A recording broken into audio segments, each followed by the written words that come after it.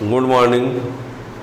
आज आप लोगों को फिजिक्स 12th क्लास में एक बहुत ही इम्पॉर्टेंट टॉपिक है, वो है रे ऑप्टिक्स से लेंस मेकर फार्मूला। और लेंस मेकर फार्मूला जो है वो सभी स्टेट बोर्ड, सीबीएसई बोर्ड या नीट, जेई, उन सब में कोई ना कोई क्वेश्चन उससे बनता है जो फार्मूला डिराइव करेंगे। तो फार्मूला डिराइवेशन जो है तो वो बोर्ड के लिए काम आएगा, और जो फार्मूला से न्यूमेरिकल क्वेश्चन बनेंगे वो नीट, जेई, किसी कंपटीशन एग्जाम के काम में आएगा। ठीक है ना। तो हम आज बताएंगे lens maker formula and lens equation.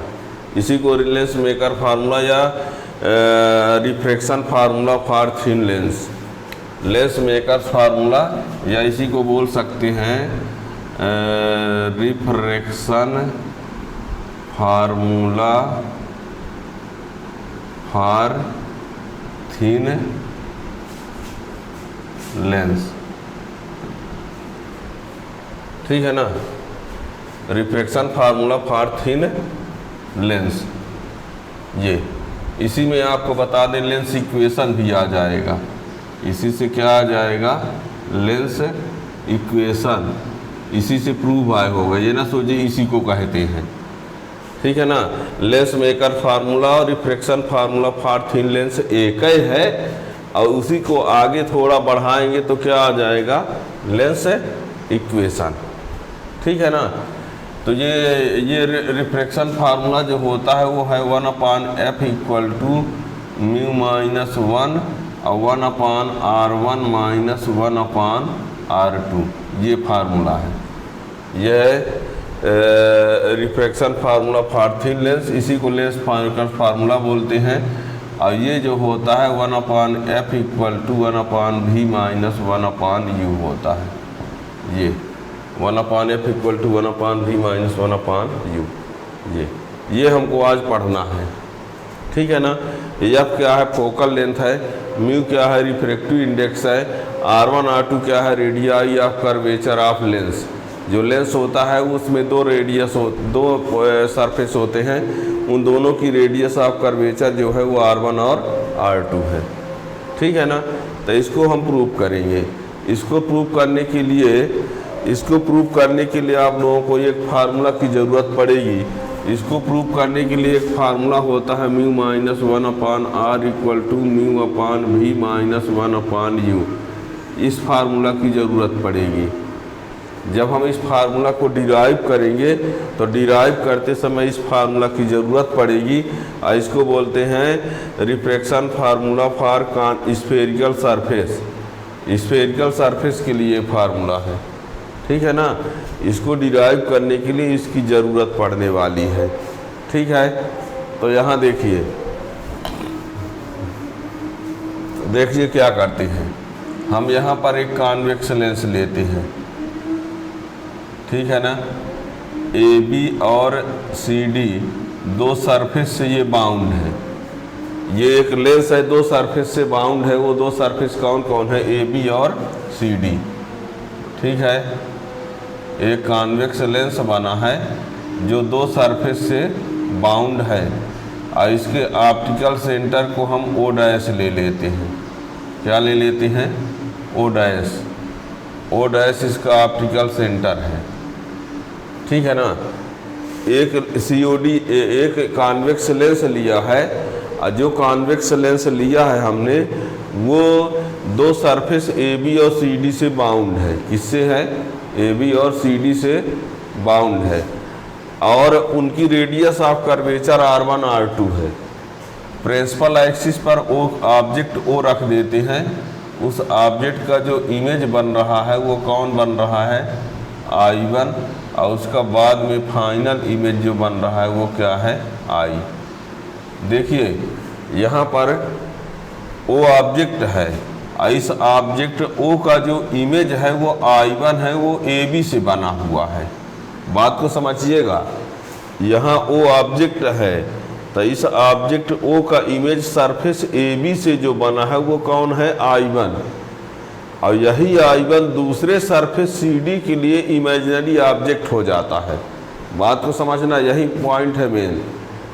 वो ऑब्जेक्ट है, इस ऑब्जेक्ट का इमेज ए बी सरफेस से जो बना है वो कौन है, I1। अब बाद में यही I1 सी डी सरफेस के लिए इमेजिनरी ऑब्जेक्ट बन जाता है। और फिर उस ऑब्जेक्ट का इमेज जो बनता है वो कौन है, I। यहाँ पॉइंट कितने हैं, 3 पॉइंट कितने हैं, 3 O, I और I1। बात को समझो, पॉइंट है 3 और उसमें से 2 ऑब्जेक्ट हैं, 2 इमेज हैं। अब कहेंगे ये कैसे पॉसिबल है? पॉसिबल तो 3 लोग होने पर 2 पिता 2 पुत्र हो तो सकते हैं, ऐसा भी तो होता है, हैं? कहते हैं इम्पॉसिबल है। 3 लोग होने पर 2 पिता 2 पुत्र हैं, पुत्र पापा और दादाजी को ले लीजिए और रिलेशन बना लीजिए, हैं? यहाँ पर 3 पॉइंट हैं, O, I और I1, लेकिन इसमें 2 ऑब्जेक्ट हैं, 2 इमेज हैं। जब ये ऑब्जेक्ट है तो ये इमेज है, और दूसरी बार यही इमेज हो जाता है, इमेज जो है वो ऑब्जेक्ट बन जाता है तो ये इमेज हो जाता है।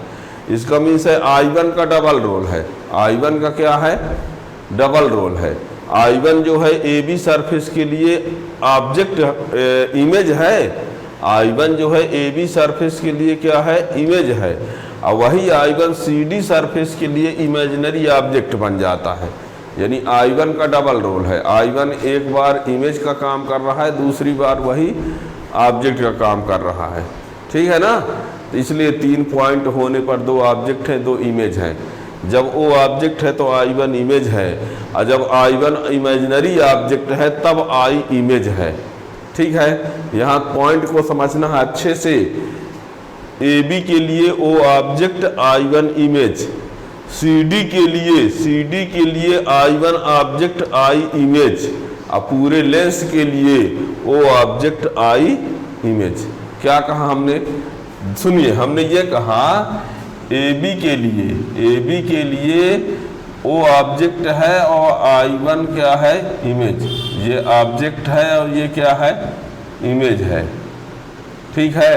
सी डी के लिए I1 क्या है, ऑब्जेक्ट है और I क्या है, इमेज है, ठीक है? और लेंस के लिए, किसके लिए, लेंस के लिए O ऑब्जेक्ट है और I क्या है, इमेज है। क्या कहा हमने, हैं? क्या कहा, जब ए बी सरफेस की बात करेंगे तो O ऑब्जेक्ट है, I1 इमेज है। जब सी डी सरफेस की बात करेंगे तो I1 ऑब्जेक्ट है, I इमेज है। और जब लेंस की बात करेंगे तो O ऑब्जेक्ट है, I इमेज है, ठीक है ना? तो ये बात को याद रखना होगा आप लोगों को। अब यहाँ से यहाँ तक का डिस्टेंस हम यहाँ पर U ले लेंगे, यहाँ से यहाँ तक ले लेंगे V, और यहाँ से यहाँ तक ले लेंगे V1।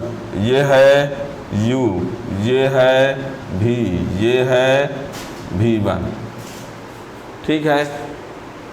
यहाँ पर ऑब्जेक्ट U, इमेज V, और इमेज, ये इमेज रहेगा तो भी V1 लिखेंगे, और ऑब्जेक्ट रहेगा तो भी V1 लिखेंगे। रहेगा वो V1 है, भले वो एक बार ऑब्जेक्ट का डिस्टेंस कहलाएगा, एक बार इमेज का डिस्टेंस कहलाएगा, ठीक है ना? तो देखिए क्या कहेंगे, let a convex lens is bounded by 2 spherical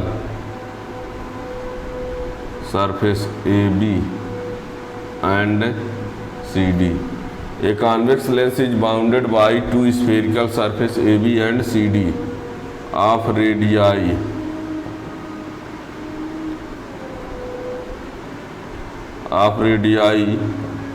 R1 and R2 respectively. ये ना कहो R1 R2 कहाँ है, वास्तव में इसका रेडियस उधर होगा, इसका रेडियस इधर होगा, पर होगा कहीं ना कहीं, दिखाया नहीं गया है। Radii R1 and R2 respectively. O is a point object placed on principal axis which image principal axis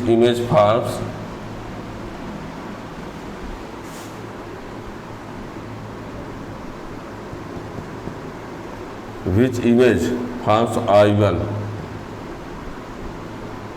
through AB and it behaves like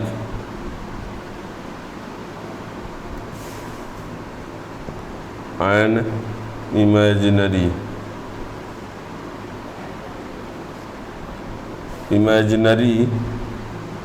object for surface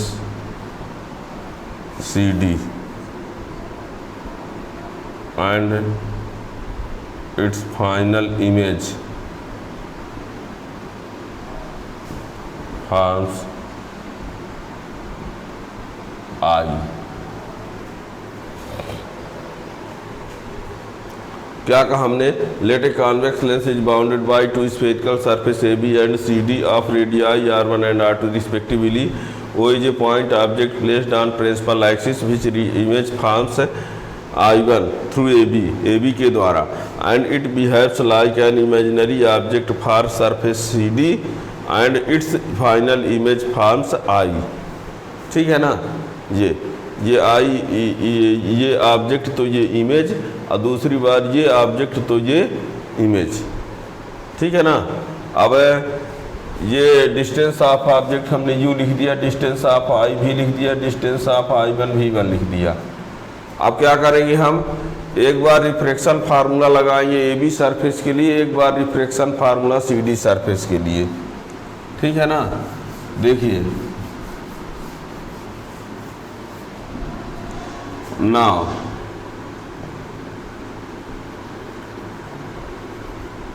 now by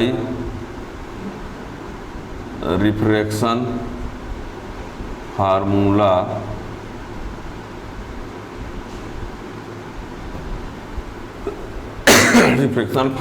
for AB mu minus 1 upon R equal to mu upon V minus 1 upon U। Refraction formula A B surface के लिए लगाते हैं तो यहाँ पर क्या हो जाएगा? म्यू माइनस 1 अपान R1 और ये म्यू अपान V1 माइनस 1 अपान U। ये R1 क्यों लिखा? क्योंकि ए बी सरफेस के लिए लगाया गया है तो ए बी सरफेस का रेडियस क्या होगा? R1 होगा। ये जनरल फार्मूला है, ये रिफ्रैक्शन फार्मूला होता ही है। इस फार्मूला को हमने ए बी के लिए अप्लाई किया तो ए बी के लिए R क्या होगा? R1 होगा, V क्या होगा? V1 होगा क्योंकि इमेज I1 है। ठीक है ना? और फिर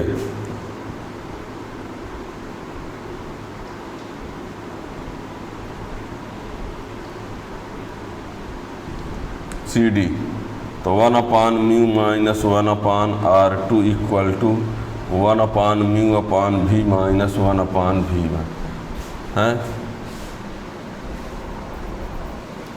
म्यू के जगह पर 1 अपान म्यू बाई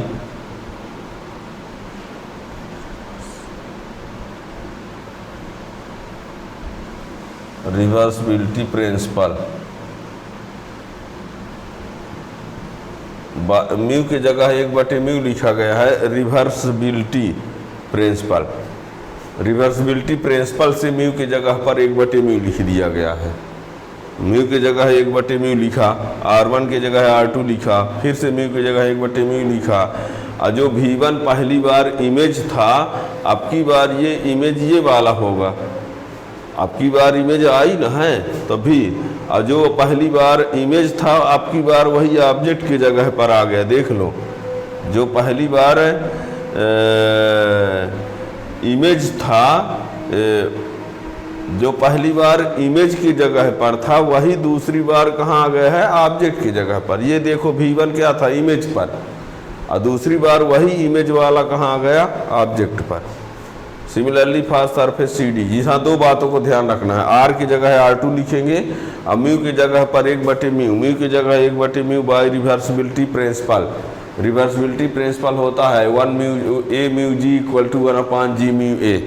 ये आप पीछे रे ऑप्टिक्स में पीछे वाले लेक्चर में आप कहीं देख सकते हैं, ठीक है ना।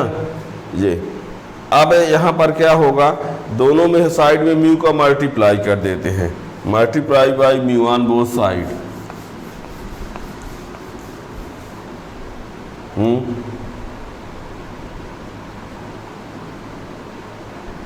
By mu on both side. दोनों साइड का हम क्या करते हैं, म्यू से मल्टीप्लाई कर देते हैं। तो देखना, mu upon mu minus mu upon R2, mu upon mu upon V minus mu upon V1। ये कैंसिल, क्या बचा, 1 minus mu upon R2, 1/V1 minus mu upon, ये भी है वाली, ठीक है ना। अब ये equation number second, 1 minus mu upon R2 equal to 1/V minus mu upon V1 आ गया। इन दोनों इक्वेशन को ऐड कर देते हैं, फर्स्ट और सेकेंड को। इक्वेशन फर्स्ट सेकेंड को ऐड कर देते हैं, है ना। Adding equation first and second, तो क्या है उसमें, mu minus 1/R1, 1 minus mu upon R2 और mu upon V1 minus 1/U plus 1/V minus mu upon V1। ये इससे कैंसिल हो गया। क्या कॉमन ले लिया जाए, म्यू माइनस 1 कॉमन ले लेते हैं तो 1/R1 माइनस 1/R2 और ये 1/V minus 1/U, equation number third, ठीक है ना। क्या हुआ, म्यू माइनस 1 हमने कॉमन ले लिया, यहाँ बचा क्या, 1/R1, यहाँ 1/R2, ये 1/V पहले, 1/U बाद में, ठीक है ना। ये आ गया। अब हम क्या करते हैं, if U equal to infinity then V equal to F। क्या कहा हमने, यदि ऑब्जेक्ट को हम इन्फिनिटी पर ले लें, ऑब्जेक्ट को कहाँ ले ले, इन्फिनिटी पर, तो इमेज कहाँ बनता है, फोकस पर बनता है, ये पढ़े हो। If U equal to infinity, यानी ऑब्जेक्ट को कहाँ ले ले, इन्फिनिटी पर, तो V कहाँ बनेगा, F पर बनेगा, इमेज कहाँ बनेगा, ठीक है ना। यदि ऑब्जेक्ट को इन्फिनिटी पर रखा जाता है तो उसका इमेज जो है वो कहाँ बनता है, फोकस पर बनता है। इसलिए हमने लिख दिया U बराबर इन्फिनिटी देन V बराबर F। Therefore from equation third रख दो, तो mu minus 1 1/R1 minus 1/R2 equal to 1/F minus 1/इन्फिनिटी, 1/इन्फिनिटी यानी 0। क्या हो जाएगा, तो ये क्या बना, mu minus 1 1/R1 minus 1/R2 equal to 1/F। This is refraction formula, this is refraction formula for thin lens which is also called lens makers formula।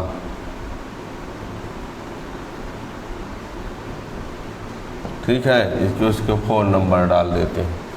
अब बताना, अब आप ये 4 इक्वेशन 4 को, ये देखिए इक्वेशन नंबर 4 है, इक्वेशन नंबर 3 को देखिए अच्छे से। लेफ्ट साइड क्या है, लेफ्ट साइड क्या है, सेम है, तो राइट भी क्या होगा, सेम होगा। तो लिखे देते हैं, ये इक्वल टू ये हो जाएगा। तो from equation 3rd and 4th 1/f equal to 1/v minus 1/u। ये दिस इज लेंस इक्वेशन। ये क्या है? लेंस इक्वेशन है। 1/f equal to 1/v minus 1/u, तो दिस इज लेंस इक्वेशन। ठीक है ना, ये रहा। अब इस फार्मूला से आप लोगों को न्यूमेरिकल क्वेश्चन पूछा जाएगा। फैक्टर अफेक्टिंग, ये आपको बता दें, ये इससे रेडियस किस पर डिपेंड, फोकल लेंथ किस पर डिपेंड होती है, इसका हमने डिटेल में एक वीडियो बनाया है, आप उसमें देख सकते हैं। Factor affecting focal length of lens, इसका बहुत डिटेल में, और उससे क्वेश्चन भी बनते हैं। ठीक है ना, तो इसका factor affecting focal length of lens पढ़ना है तो इसका एक वीडियो है फैक्टर अफेक्टिंग फोकल लेंथ, उसको आप डिटेल में पढ़ सकते हैं। ऐसे कोई न्यूमेरिकल क्वेश्चन ज़रूर पूछा जाता है किसी भी एग्जाम में। और ये एमपी बोर्ड, हर स्टेट बोर्ड और सीबीएसई बोर्ड में डेरिवेशन भी पूछा जाता है, लेकिन जो कंपटीशन नीट जेई वाले में क्वेश्चन जो बनते हैं वो न्यूमेरिकल क्वेश्चन इससे पूछे जाएंगे, है ना। तो इससे और क्या क्या हो सकता है, एक वीडियो आप देखिएगा, वो factor affecting focal length of lens, उससे हमेशा क्वेश्चन बनते रहते हैं, वो इसी पर बेस्ड है। Thank you.